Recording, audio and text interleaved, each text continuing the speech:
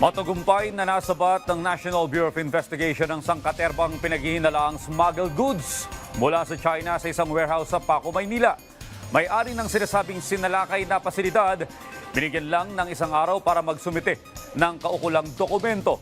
Ang detalye sa report ni Isaiah Mirafuentes. Sako-sakong sibuyas, kahong-kahong frozen meat. Ito ang tumambad sa NBI nang salakay ng isang warehouse sa Paco, Maynila. Nakalagay ang mga ito sa isang frozen rooms. Pero ang lahat ng produkto ay hinihinalang smuggled. It appears na smuggled dahil hinahanapan sila ng papeles, walang maipakitang papeles. Tanging caretaker ng warehouse ang kanilang naabutan. Ayon sa kanya, tuwing araw ng sahod lang nila nakikita ang may-ari ng warehouse na nagngangalang Jay. Ganun nakatagal ito?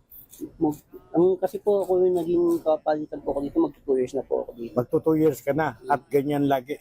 Ganyan ang tinatago niyo dito. Hindi ko lang po alam. Hindi, ikaw, inabot mo. Kasi yan lang po inabot ko sir. Oh, Ayon sa NBI, ang warehouse ay tinimbre sa kanila ng Department of Agriculture para salakayin.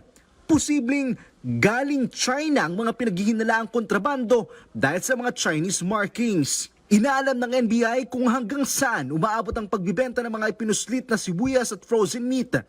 Binigyan ng 24 oras ang NBI ang may-ari ng warehouse para magpaliwanag at magpasa ng mga kaukulang papeles. Kapag hindi siya lumutang, kasong paglabag sa Republic Act 12022 o Anti-Agriculture Economic Sabotage Act ang kanyang asunto. Isaiah Mirafuentes para sa Pambansang TV sa Bagong Pilipinas.